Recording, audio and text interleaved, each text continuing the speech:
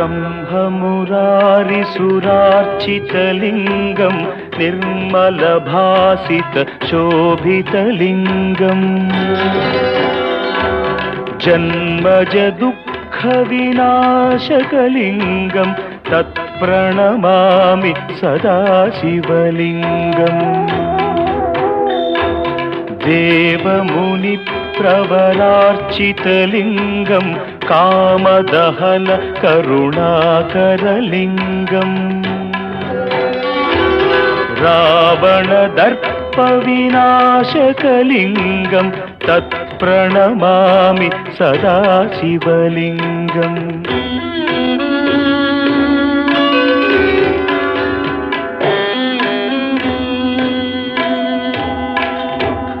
सर्वसुगन्धसुलेपितलिङ्गं बुद्धिविवर्धनकारणलिङ्गं सिद्धसुरासुरवन्दितलिङ्गं तत्प्रणमामि सदा शिवलिङ्गं कनकमहामणिभूषितलिङ्गं फणिपतिवेष्टितशोभितलिङ्गम्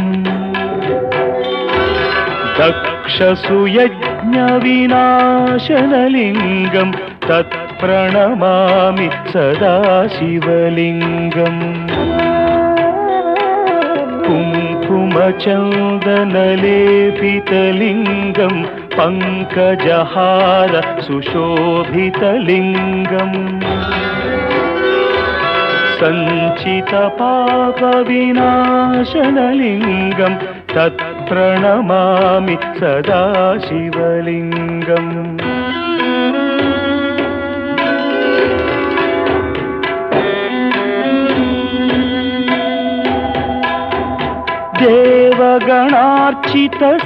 देवगणार्चितसेवितलिङ्गं भावैर्भक्तिभिरेव च लिङ्गं दिनकरकोटिप्रभाकरलिङ्गं तत्प्रणमामि सदा शिवलिङ्गम् अष्टदलोपरिवेष्टितलिङ्गं सर्वसमुद्भवकारणलिङ्गम् अष्टदरिद्रविनाशनलिङ्गं तत्प्रणमामि सदा शिवलिङ्गम् सुरगुरुसुरवरपूजितलिङ्गं सुरवनपुष्प सदार्चितलिङ्गम्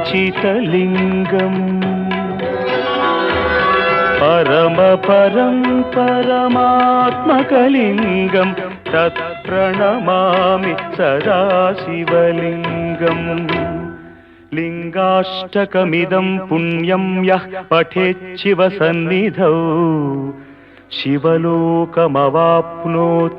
शिवेन सह मोदते ब्रह्ममुरारिसुरार्चितलिङ्गं निर्मलभासितशोभितलिङ्गम् जन्मजदुःखविनाशकलिङ्गं तत्प्रणमामि सदा शिवलिङ्गम् देवमुनिप्रवरार्चितलिङ्गं कामदहन करुणाकरलिङ्गम् रावणदर्पविनाशकलिङ्गं तत्प्रणमामि सदा शिवलिङ्गम्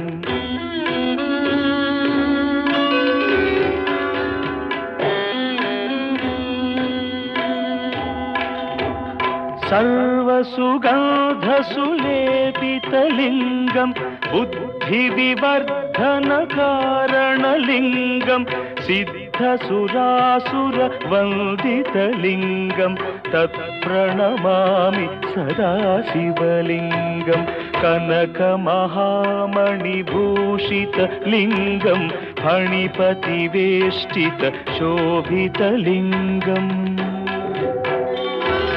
दक्षसुयज्ञविनाशनलिङ्गं तत्प्रणमामि सदा शिवलिङ्गम् कुङ्कुमचन्दनलेपितलिङ्गं पङ्कजहार सुशोभितलिङ्गम् सञ्चितपापविनाशनलिङ्गं तत्प्रणमामि सदा शिवलिङ्गम्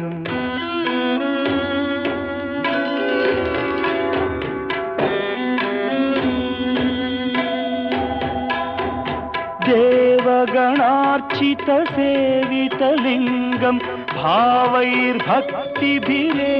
च लिङ्गं दिनकरकोटिप्रभाकरलिङ्गं तत्प्रणमामि सदा शिवलिङ्गम् अष्टदलोपरिवेष्टितलिङ्गं सर्वसमुद्भवकारणलिङ्गम् अष्टदरिद्रविनाशनलिङ्गं तत्प्रणमामि सदा शिवलिङ्गम् सुरगुरुसुरवरपूजितलिङ्गं सुरवनपुष्प सदार्चितलिङ्गम्